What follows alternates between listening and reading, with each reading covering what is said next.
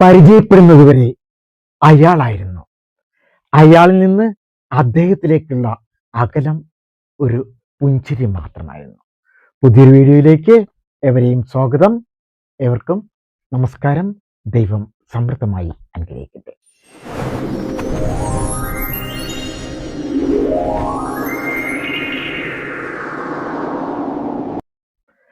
അന്നയാൾ വളരെ സന്തോഷത്തിലാണ്. ഇത്രയും സന്തോഷത്തോടെ ട്രെയിൻ യാത്ര ചെയ്യുന്നവരെ കാണുന്നത് വളരെ വിരളമാണ്. എന്നാൽ കുട്ടികൾ വളരെ സന്തോഷത്തോടെയാണ് യാത്ര ചെയ്യുന്നത്, ചിരിച്ചും കളിച്ചും. അതുപോലെ തന്നെയായിരുന്നു അയാളും. അയാളുടെ പേരോ വീടോ നാടോ ഞാൻ ചോദിച്ചില്ല. എല്ലാവരോടും വളരെ കാലമായി പരിചയമുള്ള പോലെയാണ് അയാൾ സംസാരിക്കുന്നതും പെരുമാറുന്നതും. എന്നോടും അങ്ങനെയായിരുന്നു. ഒരു ഭിക്ഷക്കാരി വന്നപ്പോൾ അവരോടും അതുപോലെ തന്നെ ഞാൻ പെരുമാറിയത്. ഇത് ഞാൻ താനൂരിൽ വർക്ക് ചെയ്യുന്ന കാലത്ത് ദിവസേന 387 കിലോമീറ്ററാണ് ഞാൻ യാത്ര ചെയ്തിരുന്നത്, 3.5 വർഷക്കാലം. ആ കാലയളവിൽ ഞാൻ ഫേസ്ബുക്കിൽ പോസ്റ്റുകളിടും. എൻ്റെ 12,000-ഓളം പോസ്റ്റ് ഇതുവരെ ഇട്ട് കഴിഞ്ഞിട്ടുണ്ട്. 7 വർഷമായിട്ട് ഞാൻ പോസ്റ്റ് ഇടാറില്ല. ആ 7 വർഷം വരെ 2014 മുതൽ 12,000 പോസ്റ്റുകളും ഞാൻ ഇട്ട് കഴിഞ്ഞു. അത് മറ്റൊന്നുമല്ല, ട്രെയിനിൽ ഞാൻ യാത്ര ചെയ്യുമ്പോൾ എൻ്റെ കൂടെയുള്ളതോ മറ്റുള്ളവരുടെ അനുഭവങ്ങളോ എൻ്റെ അനുഭവങ്ങളോ വെച്ചാണ് അതിൽ എഴുതുന്നത്. ഏതാണ്ട് 600ഓളം ചെറുകഥകൾ ഞാൻ എഴുതിയിട്ടുണ്ട്. അതുപോലെ നോവലുകള്, നാടകങ്ങള്, അങ്ങനെ ഒത്തിരി. എൻ്റെ യാത്രയിലാണ് ഞാൻ കുത്തിക്കുറിക്കുന്നത്, ഫേസ്ബുക്കിൽ ടൈപ്പ് ചെയ്യുന്നത്. ആനൂരിന്ന് ഞാൻ ട്രെയിനിൽ കയറുകയാണ്.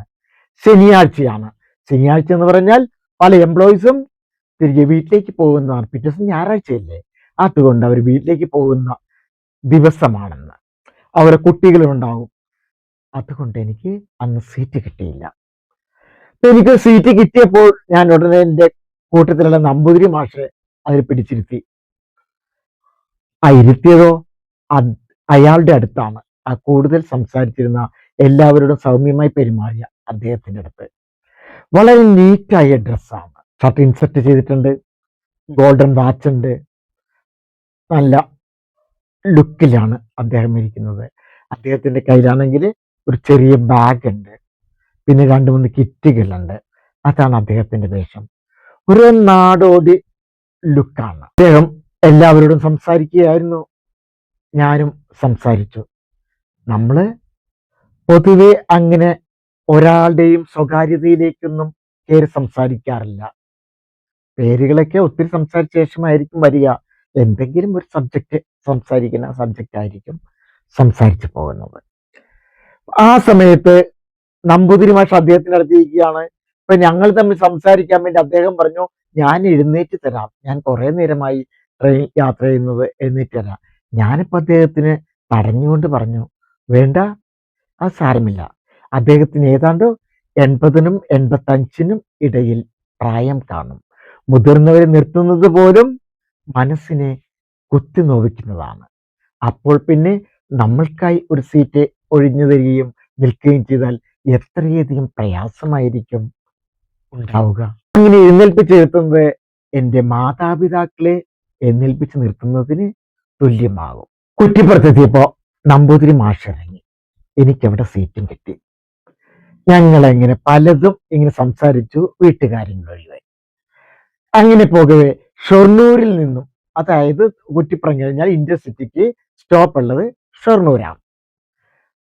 അവിടെ നിന്നും ഒരു ഫാമിലി കയറി, കുട്ടികളും ആ കൂട്ടത്തിലുണ്ട്. അപ്പൊ അവരെ കണ്ടു കഴിഞ്ഞപ്പോൾ ഞാൻ ഉടനെ ആ സീറ്റ് ഞാൻ ഒഴിഞ്ഞു കൊടുത്തിട്ട് ഞാൻ മറ്റൊരു സീറ്റിലേക്ക് മാറിയിരുന്നു. മറ്റൊന്നിനുമല്ല, പോസ്റ്റ് എഴുതാനുള്ള ഒരുക്കത്തിനായി. അദ്ദേഹം അല്പനേരം കൊണ്ട് തന്നെ ആ കുടുംബത്തിലെ ഒരാളായി മാറി. ആ ദമ്പതികളുടെ അച്ഛനായി മാറി. ആ കുട്ടികളുടെ മുത്തച്ഛനായി മാറി. സ്നേഹപൂർവമായ ശാസനയും തലോടലും കരുതലുമായി ആ കുഞ്ഞുങ്ങളോടൊപ്പം കൂടുകയാണ് അദ്ദേഹം. കളിയുമൊക്കെ ഏതാണ്ട് എറണാകുളം സൗത്ത് വരെയായി. എറണാകുളം സൗത്തിൽ അവരിറങ്ങിയപ്പോൾ അദ്ദേഹത്തിന് വല്ലാത്തൊരു നെടുവീർപ്പ് തോന്നി. നിറ കണ്ണുകളോടെയാണ് അദ്ദേഹം അവരെ യാത്രയാക്കിയത്. ആ നനവ് മഴത്തുള്ളികൾക്ക് നൽകി തിരിഞ്ഞു നോക്കാതെ ഞാനും ഇറങ്ങി. കാരണം ട്രെയിനിൽ നിന്നിറങ്ങിയപ്പോൾ പൊടിമഴയുണ്ടായിരുന്നു. കണ്ണുകളെ ഈറനാക്കുന്ന ഒത്തിരി കഥാപാത്രങ്ങളിൽ എൻ്റെ മുന്നിലുണ്ട്. അതിൽ ഒരാളായി അയാളല്ല അദ്ദേഹം. പരിചയപ്പെടുന്നത് വരെ അയാളായിരുന്നു അത്. പരിചയപ്പെട്ട് കഴിഞ്ഞപ്പോൾ അദ്ദേഹം ആയി. അധികം ദൂരമില്ല അയാളിൽ നിന്ന് അദ്ദേഹത്തിലേക്ക്. ഒരു പുഞ്ചിരിയുടെ ദൂരം, കുറച്ച് സെന്റിമീറ്ററുകളുടെ മാത്രം ദൂരം. അദ്ദേഹത്തിന്റെ ജീവിതത്തിലേക്ക് ഞാൻ വരികയാണ്, നിങ്ങൾക്ക് നൽകുകയാണ്. നിങ്ങളിൽ പെടുന്ന ഒരാളാകാം അദ്ദേഹം. ഒരുപക്ഷെ നിങ്ങളുടെ അച്ഛനാകാം, മുത്തച്ഛനാകാം. അദ്ദേഹത്തിലേക്ക് എത്തുകയാണ്. ഭാര്യയും മക്കളും മരുമക്കളും പേരക്കിടാങ്ങളും അടങ്ങുന്ന ആനന്ദ നിർഭരമായ ഒരു നല്ല നാളുകളുടെ ഓർമ്മയിലേക്ക് തിരികെ കൊണ്ടുവരാനാണ് ഈ യാത്രകളെന്ന് അദ്ദേഹം പറഞ്ഞപ്പോൾ പലരെയും അത്ഭുതപ്പെടുത്താം. അദ്ദേഹത്തിന്റെ ജോലി മാത്രം മതിയായിരുന്നു 3 ആൺമക്കളെയും ഭാര്യയെയും അടങ്ങുന്ന കുടുംബത്തിന് സന്തോഷം കഴിയുന്നതിന്. കൂടാതെ തെങ്ങും പുരയിടവും കൃഷിയും കുടുംബസ്വത്തും പിന്നെ അദ്ദേഹം വാങ്ങിക്കൂട്ടിയ കുറെ സ്വത്തുകളും സ്വന്തമായി പണിതീർത്ത വീട്, കുട്ടിയുടെ വളർച്ചയും പഠനവും ഒരുപോലെ വളർന്നു. എവിടെ വരെ? ചില്ലി തെങ്ങോളം. 3 പേരും വലിപ്പത്തിലും വിദ്യാഭ്യാസത്തിലും ഔദ്യോഗിക തലങ്ങളിലും അദ്ദേഹത്തെക്കാൾ ഉന്നതിയിലായി. അച്ഛനും അമ്മയ്ക്കും അതിയായ സന്തോഷമുണ്ടായി. മക്കൾ 3 പേരും വിവാഹിതരായി, അവർക്ക് മക്കളുണ്ടായി. അദ്ദേഹം മുത്തച്ഛനായി. അതിനിടെ പാതി വഴിയിൽ സന്തത സഹചാരിയും അദ്ദേഹത്തെ ഉപേക്ഷിച്ച് കടന്നുപോയി. ഭാഗ്യവതി എന്നാണ് അദ്ദേഹം ഭാര്യയെ വിശേഷിപ്പിക്കുന്നതും, കാരണം നേരത്തെ കടന്നു പോയതിന്. മക്കളും മരുമക്കളും ഉദ്യോഗസ്ഥരായതിനാലും പേരക്കിടാങ്ങൾക്ക് ഉന്നത പഠന സൗകര്യങ്ങൾക്കുമായി താങ്കളുടെ നിലയ്ക്കും വിലയ്ക്കും പറ്റുന്ന സ്കൂളുകളിലെ പഠനങ്ങൾക്കായി അവരെ മാറ്റി നിർത്തി. അതോടൊപ്പം മക്കളും അതിനൊപ്പം ചേക്കേറി. നാട്ടിൻപുറത്തെ മക്കൾ പഠിച്ച ഇംഗ്ലീഷ് മീഡിയത്തിന് നിലവാരം പോരെന്നാണ് അവർ പറയുന്നത്. തങ്ങളെക്കാൾ ഉയരത്തിൽ മക്കളെ എത്തിക്കാന് ഓരോ മാതാപിതാക്കളും ശ്രമിക്കൂ. അത് തന്നെയാണ് ഇദ്ദേഹവും ചെയ്തിരുന്നത്. തനിക്ക് ഒരിക്കലും എത്തിപ്പിടിക്കാനാവാത്ത അത്ര ഉയരത്തിലാണ് മക്കളെ അദ്ദേഹം എത്തിച്ചത്. അതാണല്ലോ ഇപ്പോഴും അവരെ കാണാനാകാത്തത്. സിറ്റിയിലെ വീട് വാങ്ങിക്കാനായി, അവരുടെ ആർഭാടങ്ങൾക്കായി വെട്ടുമുറിക്കപ്പെട്ടു തറവാട്. പുരയിടങ്ങളിലൂടെ തലങ്ങും വിലങ്ങും ചങ്ങലകൾ ലിങ്സായി മാറി. തൻ്റെതായിരുന്ന തങ്ങളുടേതായിരുന്ന സർവവും മറ്റ് പല പേരുകളിലായി മാറി. തറവാട് പേര് പോലും അന്യമായി.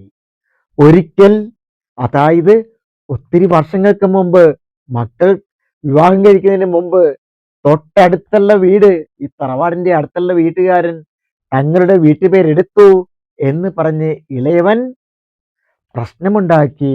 അവസാനം കേസും വഴക്കും ഒക്കെയായി. അങ്ങനെ ആ പേര് മാറ്റിച്ചാളാണ്.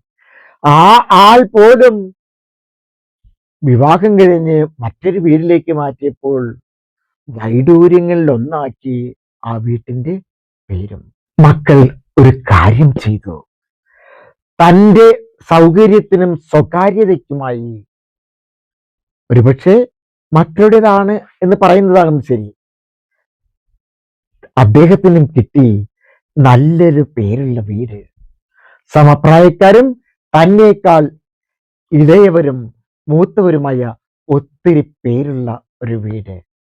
തണൽ വീട്. ലക്ഷങ്ങൾ കൊടുത്താണ് ഇദ്ദേഹത്തിന് വേണ്ടി അവർ വാങ്ങിയത്, ബുക്ക് ചെയ്തത് എന്നാണ്. അദ്ദേഹം ലാളിച്ച് ഇഷ്ടപ്പെട്ട് തന്നെക്കാൾ ഏറെ സ്നേഹിച്ച, എവിടെ പോയാലും അന്ന് തന്നെ തിരികെ എത്തി തന്നോടൊപ്പം ഉറങ്ങിയിരുന്ന, കുഞ്ഞായിരിക്കുന്ന കാലം തൊട്ട് എന്നും തൻ്റെ കഥകൾ കേട്ടുറങ്ങിയ കൊച്ചു മോനാണ് പറഞ്ഞത്. ഏറെ സ്നേഹിക്കുന്നവരല്ലേ പലപ്പോഴും കൂടുതൽ വേദനകൾ നമ്മൾക്ക് സമ്മാനിക്കുന്നത്. ഭാര്യ തന്നെ ഒത്തിരി സ്നേഹിച്ചത് കൊണ്ട് തന്നെ ആകണം തീരാത്ത വേദനകൾ നൽകി പാതി വഴിയെ തനിച്ചാക്കി കടന്നുപോയതും. പറഞ്ഞു തീരാത്ത ഒത്തിരി വിശേഷങ്ങൾ അവൾക്കുണ്ടാകണം. പറയാനും കേൾക്കാനും അദ്ദേഹത്തിനും അദ്ദേഹത്തിന്റെ ഭാര്യയ്ക്കും നേരമില്ലായിരുന്നു. ഒന്ന് കഴിയുമ്പോൾ മറ്റൊന്ന്, പരസ്പരം മക്കളുടെയും മരുമക്കളുടെയും പേരക്കിടാങ്ങളുടെയും വലിയ വിശേഷങ്ങളിൽ തങ്ങളുടെ പഴഞ്ചനായ ചെറിയ വിശേഷങ്ങൾക്ക് ഇടം കിട്ടാതെയായി. മരുമക്കളുടെ പതിച്ചയായും പേരക്കിടാങ്ങളുടെ ആയായും വീട്ടിലെ വേലക്കാരിയായും ആ ഭാര്യ മാറി. പലപ്പോഴും രണ്ടുപേരെയും വേർതിരിച്ചു. ഒരു മകൻ ഒരാളെ കൊണ്ടുപോയി, മറ്റേ മകൻ മറ്റേയാളെ കൊണ്ടുപോയി. മറ്റൊന്നിനുമല്ല, വീടിന്റെ കാവലിനും വീട്ടിലെ ജോലി ചെയ്യാനും ഒരു മെയ്ഡിന് പകരം, ഒരു സെക്യൂരിറ്റി പകരമാണ് അവരെ ഉപയോഗിച്ചത്. അവരൊന്നും പരാതി പറഞ്ഞില്ല. താൻ ഔദ്യോഗിക സ്ഥാനത്തുണ്ടായിരുന്നപ്പോഴുള്ള ആ ജീവിതമൊക്കെ അയവിറക്കിക്കൊണ്ട് അദ്ദേഹം കഴിഞ്ഞു. ഇവർ രണ്ടുപേരും മക്കളുടെ കാലത്ത്, അതായത് അവരൊക്കെ വിവാഹം കഴിക്കുന്നതിന് മുമ്പ് ഒരു തീരുമാനമെടുത്തു. താൻ റിട്ടയർ ചെയ്തിട്ട് വേണം ശരിയായ രീതിയിൽ ജീവിക്കാൻ, സന്തോഷത്തോടെ ജീവിക്കാൻ. അത് തങ്ങൾ ജീവിക്കുന്ന കാലത്ത് മക്കൾക്ക് വേണ്ടിയായിരുന്നു ജീവിച്ചത്. ഒരു ഗ്ലാസ് വെള്ളം കുടിക്കാൻ പോലും പറ്റിയിട്ടില്ല. മക്കളുടെ മുഖം ഓർമ്മയിൽ വരും. ഭക്ഷണം കഴിക്കുമ്പോൾ ഒരു സ്പെഷ്യൽ വാങ്ങാൻ തോന്നില്ല. അപ്പോൾ വരും മക്കളുടെ ആ ഒരു തലത്തിൽ നിന്ന് സ്നേഹിച്ചിരുന്ന, ലാളിച്ചിരുന്ന, നെഞ്ചോട് ചേർത്തിരുന്ന ആ പിതാവാണ് അദ്ദേഹം. പലയിടത്തും ചുറ്റണമെന്നും പലയിടത്തും കറങ്ങണമെന്നും ഒത്തിരി ദേവാലയങ്ങളിലും ഒത്തിരി വിനോദസഞ്ചാരങ്ങളിലും കറങ്ങണമെന്ന് വിചാരിച്ച ആ ദീർഘകാലത്തെ ആഗ്രഹം മക്കൾക്ക് വേണ്ടി, മരുമക്കൾക്ക് വേണ്ടി, പേരക്കിടാങ്ങൾക്ക് വേണ്ടി, ആ വീടിനായി ഹൃദയത്തിന്റെ ഒരു മൂലയിൽ അവർ രണ്ടുപേരും ഒഴിച്ചു മൂടി. ഒരിക്കലും തിരിച്ചു വരാനാകാത്ത പോലെ. അവൾ പോയത് നന്നായി എന്ന് അദ്ദേഹം പറയാതെ പറഞ്ഞു. അത് അദ്ദേഹത്തിന് തീർക്കാനായില്ല. ഗദ്ഗത കണ്ടനായി. തനിക്ക് വേണ്ടി, അതായത് അദ്ദേഹത്തിന് വേണ്ടി ലക്ഷങ്ങൾ നൽകി വാങ്ങിയ കുടുംബത്തിൽ അദ്ദേഹത്തിന് താമസിക്കാനായില്ല. മനസമാധാനത്തോടെ താമസിക്കാനായില്ല. ആ വാങ്ങിയ വീട്ടിൽ, ആ തണൽ വീടിൽ അവർ ആഴ്ചയിൽ 3 മക്കളും ഇടയ്ക്കിടെ വന്ന് കാണുമെന്ന് പറഞ്ഞു. മരുമക്കളെ വന്ന് കാണുമെന്ന് പറഞ്ഞു. പേരക്കിടാങ്ങൾ വന്ന് കാണുമെന്ന് പറഞ്ഞു. എല്ലാ ദിവസവും വിളിക്കുമെന്ന് പറഞ്ഞു. പക്ഷേ അതൊന്നും ഇല്ലാതായി. മുമ്പ് ഇടയ്ക്കിടയ്ക്കെങ്കിലും വിളിക്കുമായിരുന്നു, പിന്നീട് അതും ഇല്ലാതായി. വാക്കുകൾ പാലിക്കാനുള്ളത് എന്നാരോ പറഞ്ഞത് പാലിക്കാനുള്ളവർക്ക് മാത്രമായി ചുരുക്കി.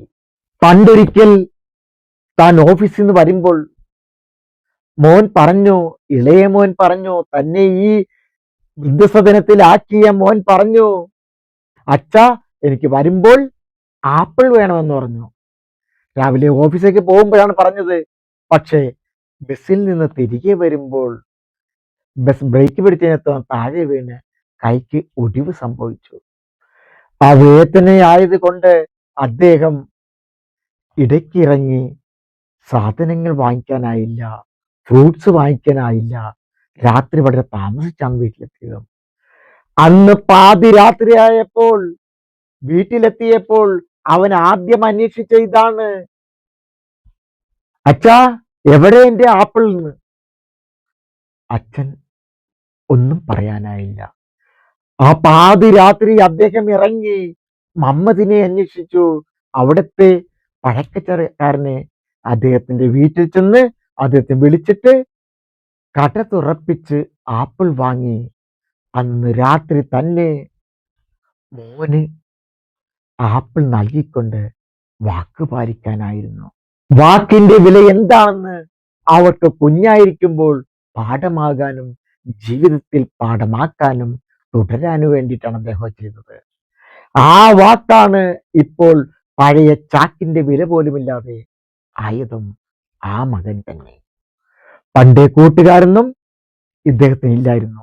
ഓഫീസ് വിട്ടാൽ വീടും, വീട് വിട്ടാൽ ഓഫീസും ഭാര്യയും മക്കളുമായിരുന്നു കൂട്ടുകാരും. ചായ പോലും അദ്ദേഹത്തിന് മാത്രമായി കുടിക്കാതിരുന്നു. അദ്ദേഹം ഇന്നോ മക്കൾക്ക് വേണ്ടി ജീവിച്ച മനുഷ്യൻ തെരുവുകളിലൂടെ അലഞ്ഞും ഏതെങ്കിലും കടയിൽ നിന്നും എന്തെങ്കിലും കഴിച്ചെന്നായി, കഴിച്ചില്ലെങ്കിലായി. ഇന്നും 1 മണി കപ്പലണ്ടി വായിലേക്ക് വയ്ക്കുമ്പോഴും അദ്ദേഹത്തിന്റെ കണ്ണ് നിറയും. മക്കളെ ഓർത്ത് ഇറക്കാനാകുന്നില്ല എന്നാണ് പറഞ്ഞത്. തൻ്റെ മക്കൾ ഈ സമയത്ത് എന്ത് കഴിച്ചിട്ടുണ്ടാകും എന്നാണ് അദ്ദേഹം ചിന്തിച്ചത്.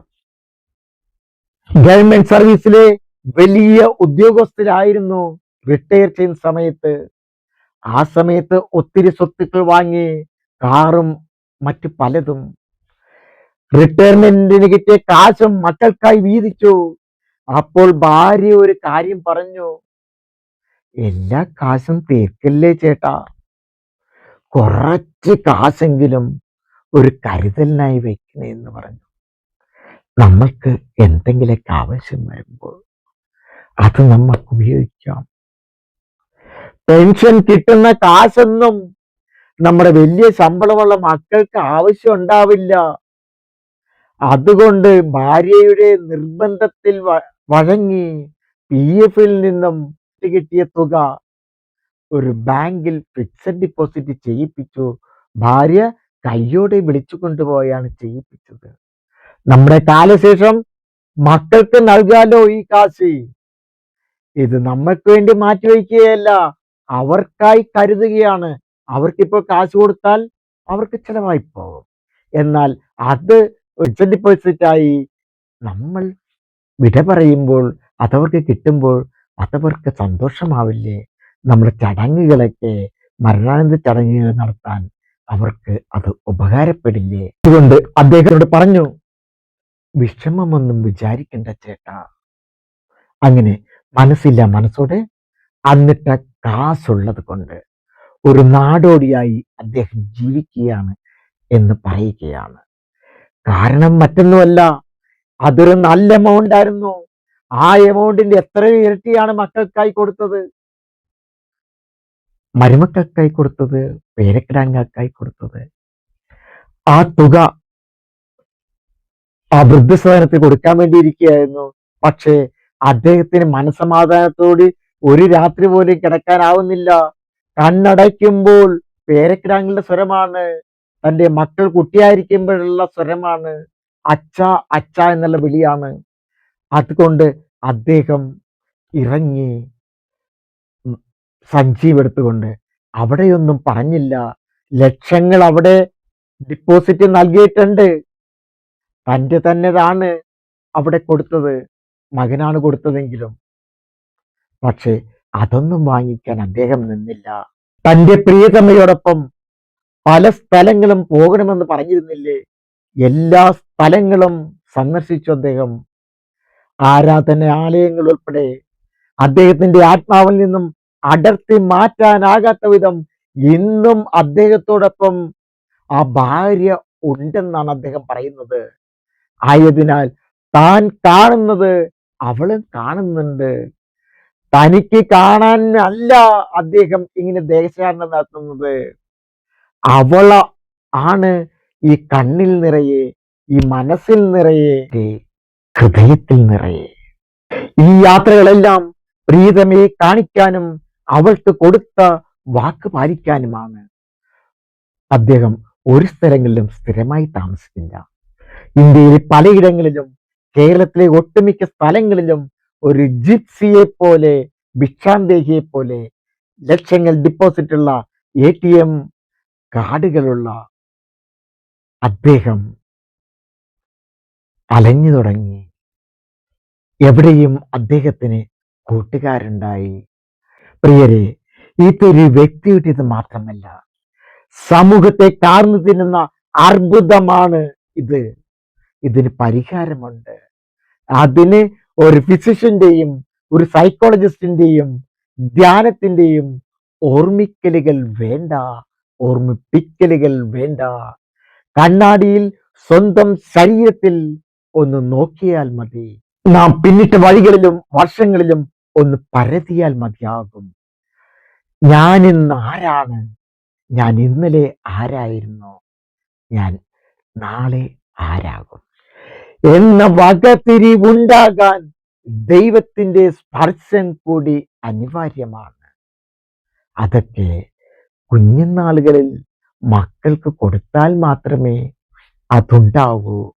ഇന്നത്തെ കുഞ്ഞുങ്ങളാണ് നാളത്തെ പൗരന്മാർ എന്നല്ലേ പറയുന്നത്. അതൊന്ന് മാറ്റി ചിന്തിക്കാം. ഇന്നത്തെ യുവാക്കളാണ് നാളെയുടെ വൃദ്ധന്മാർ, അല്ലെങ്കിൽ ഇന്നത്തെ അച്ഛനാണ്, അമ്മയാണ് നാളത്തെ മുത്തച്ഛനും മുത്തശ്ശിയും. ഇന്നത്തെ മരുമകളാണ് നാളത്തെ മുത്തശ്ശി.